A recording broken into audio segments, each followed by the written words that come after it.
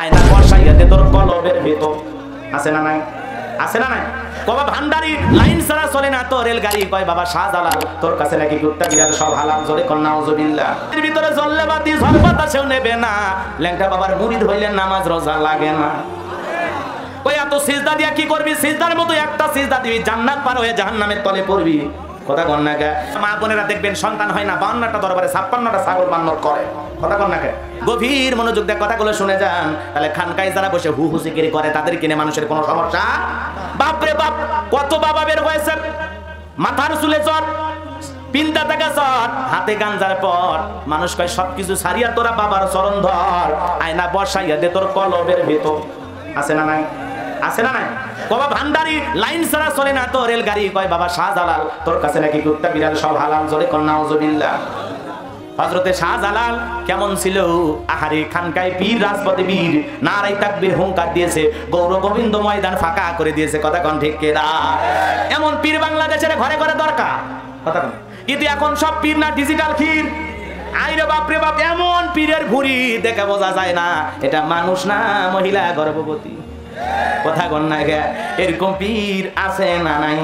যাই হোক বাজান, হক্কানি আল্লাহওয়ালারা ছিল, আছে। আমরাও হক্কানি আল্লাহওয়ালাদের সহবতে থাকবো। আমার আল্লাহ বলেন অকুনু মাস সাদিকিন, তোমরা সত্যবাদীদের সঙ্গে হও, সত্যবাদীদেরকে তালাশ করো। যেই পীরের পা থেকে মাথা পর্যন্ত নবীর সুন্নাত দিয়া ঢাকা, যার চেহারার দিকে তাকাইলে আল্লাহর কথা স্মরণ হয়, এমন হক্কানি আল্লাহওয়ালাদের সাথে থাকলে জীবন পরিবর্তন হবে। যে পীর নিজে ইমামতি কইরা লক্ষ মুরিদদেরকে নামাজ আদায় করে। কথা কন না? কিন্তু এমন বাবার কাছে যাওয়া যাবে না, সেই বাবা বলে পানির ভিতরে জ্বললে বাতি ঝড় বাতাসেও নেবে না। ল্যাংটা বাবার মুরিদ হইলে নামাজ রোজা লাগে না। ওই এত সিজদা দিয়া কি করবি? সিজদার মতো একটা সিজদা দিবি, জান্নাত পার হয়ে জাহান্নামের তলে পড়বি। কথা কন না কে? এমন ভণ্ডদের কাছে যাওয়া যাবে? এমন ভণ্ড পীর আছে পেশাব করে পানিও নেয় না। কথা কন না কে? এগুলো আবার পীর। হ্যাঁ, মেয়েদের সম্পর্কে একটু আলোচনা করতে হবে, সামনের দিকে যাই। কষ্ট হচ্ছে আপনাদের? মন খারাপ করেছে? কি পীর পেশাব করে কি নেয় না? পানি নেয় না। মুরিদে জিজ্ঞাসা করছে, বাজান পেশাব করে পানি নিলেন না? কয় চুপ কর, চুপ কর। নবীর নাতি হোসাইন ফুরাত নদীর পানি না পেয়ে শাহাদত বরণ করেছে, শহীদ হয়েছে। যেই পানি নবীর নাতি পায় নাই, সেই পানি আমি এই জায়গায় শেখাবো? কত বড় ভণ্ড চিন্তা করছেন? ও যে শীতের দিনে পেশাব করে পানি নেবে না, সেইটা আর কয় না। যার পীর সাহেব পেশাব করে পানি নেয় না, আর মুরিদ আর বড়টা কইরেও পানি নেয় না। কথা কোন ঠিক কিনা? এই জন্য কোনো ভণ্ড পীরের দরবারে যাওয়া যাবে না। ভণ্ড পীর যেখানে, হক্কানি আল্লাহওয়ালা যেখানে আমরা আছি, আল্লাহওয়ালা খুব ভালো জিনিস। পীর ধরবো ওস্তাদ শিক্ষক হিসাবে, যে তার কাছ থেকে কিছু জানার আশায়, শিকার আশায়। কথা কোন না? কিন্তু আমরা পীর ধরতেছি মোরগ দেওয়ার আশায়, মুরগি দেওয়ার আশায়, সন্তান পাওয়ার আশায়। কথা কন না কে? ছেলে মেয়ে দেয় কে? আল্লাহর কাছে চাইতে হবে। কোনো পীর দেবে না, কোনো মাজার দেবে না। সন্তান দেওয়ার একমাত্র মালিক আমরা আল্লাহ। এই জন্য কিছু চাইতে হলে কার কাছে? ফাইদা ফারাগাতা ফানসাব ইলা রাব্বিকা ফারাগাব। বান্দা যখন নিঃস্ব অসহায় দুর্বল হইবা, আমি আল্লাহর দিকে তোমার শূন্য হাত পেতে ধরবা, আমি আল্লাহ শূন্য হাত পূর্ণ বানায় ফেরাই দেব। বলেন আল্লাহু আকবার। এই জন্য ইমানদাররা চাইতে হলে কার কাছে চাইবে? মহিলা মা বোনেরা দেখবেন সন্তান হয় না, 52টা দরবারে 56টা ছাগল মান্নত করে। কথা কন না কে? এই জন্য মা বোনদেরকে বলবো, মা সন্তান যদি চাওয়া লাগে কার কাছে? আল্লাহর কাছে চাইবেন। আল্লাহ তৌফিক দান করুন। জোরে বলুন আমিন। আমার মুসলমান ভাইরা, যে কথা বলতে যাচ্ছিলাম গভীর মনোযোগ দিয়ে কথা শুনে যান। এইবার কাবুস নামের ফিরাউনের টেনশন বাইরে গেল। হামানকে ডেকে বলে, টাকো হামান এইদিকে শোন। দবিরা কি বলল? আগামী 3 মাসের মধ্যে বনি ইসরাইল সম্প্রদায়ের মধ্যে একটা ছেলে জন্মগ্রহণ করবে। ওর কারণে রাজত্ব থাকবে না, ক্ষমতা থাকবে না, এমনকি জীবনও থাকবে না। এইবার কি করা যায়? টাকো হামান। হামানের মাথায় কোনো চুল ছিল না, সাদে মান নাই, বাম পাল্লট পুরো মাথা ছিল, ভারতের দমদম এয়ারপোর্ট। এইবার টাকো হামান ডেকে বলে, না তাপ টেনশন করার কোনো কারণ নাই। যত ছেলে সন্তান জন্মগ্রহণ করবে সবাইকে জবাই করে দুনিয়ার জমিন থেকে বিদায় করে দেব, তাহলে আপনার শত্রু দুনিয়াতে জন্মগ্রহণ করবে না। এমন স্লোগান শোনার পর কাবুস নামের ফিরাউন ডেকে বলে, হামান রে আসলেই তোর মাথায় বুদ্ধি আছে, তবে শোন, ছেলেগুলোকে জবাই করবি, মেয়েগুলোকে জবাই করবি না। কারণ ছেলেদের মধ্যে আমার শত্রু আছে, মেয়েদের মধ্যে আমার কোনো শত্রু নাই। তার মানে চোর হলেও মানুষ ভালো, মোবাইল নিয়ে গেল, সিম খুলে দিয়ে গেল। কথা কন ঠিক কিনা? এ বাজানো আমার এইবার সন্তান জবাই করা শুরু হয়ে গেল। 3 মাস অতিবাহিত হয়ে যাওয়ার পর দবিরাকে ডেকে বলে, দবিরা এইবার ভাগ্য গবেষণা করে দেখ, আমার পথের কাটা শত্রু মুসা আমার না বাঁচলো। দবিরা গবেষণা করে বলে, নেতা যদিও আপনার ওয়ার্ডারে হাজার হাজার বনি ইসরাইল মায়ের বুক খালি করে সন্তানগুলোকে জবাই করা হয়েছে, কিন্তু আপনার পথের কাটা মুসা এখনো মরে নাই, মরে নাই, মায়ের কোলে জীবিত আছে, সুস্থ আছে, কিন্তু কোথায় আছে এটা বলার ক্ষমতা আমাদের নাই। জোরে বলুন আল্লাহু আকবার।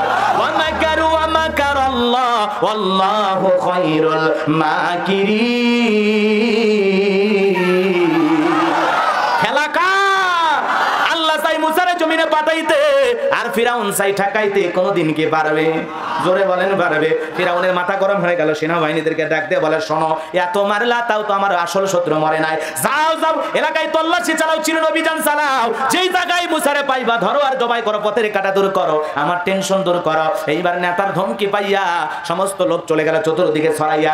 একদল চলে গেল মুসা নবীর বাড়ির দিকে। মুসা নবীর বড় বোন নাম তার মারিয়ম, ডেকে বলে, মা, ওই যে ফিরাউনের সেনাবাহিনী দেখা যায়, ভাইকে কই লুকিয়ে রাখবা মা?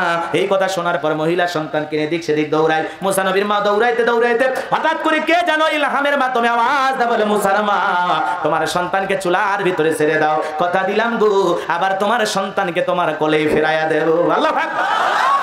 মুসা নবীর মার দেরি করলো না, চুলার ভিতরে সন্তানকে ফেলে দিলেন। ফিরাউনের সেনাবাহিনী পুরো বাড়ি তল্লাশি চালাইয়া চলে গেল।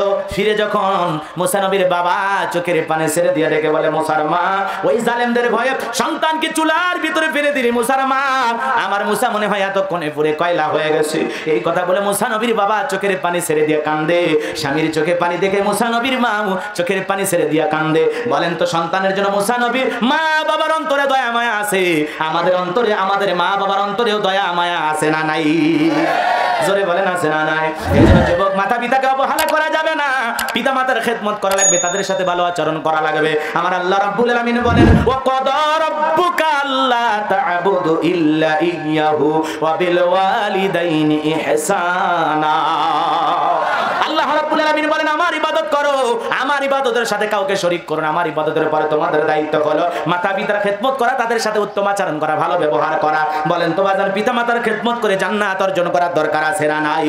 প্রিয় নবীজি বলেন, হুমা জান্নাতুকা ওয়া নারুকা, তোমার পিতা মাতাই তোমার বেহেশত, তোমার পিতা মাতাই তোমার দোজখ। যে সন্তান পিতা মাতাকে ধমক দেয়, রাগান্বিত হয়ে পিতা মাতাকে আলাদা করে দেয়, বাড়ি থেকে তাড়ায় দেয়, বৃদ্ধাশ্রমে পাঠায় দেয়, ওই সন্তান মা বাবাকে তাড়ায় দেয় নাই, নিজের ভাগ্য থেকে জান্নাতকে দূরে ঠেলে দিয়েছে। কথা বলেন ঠিক কিনা? এই জন্য যতদিন বেঁচে থাকবো পিতা মাতার খেদমত করার দরকার আছে না নাই?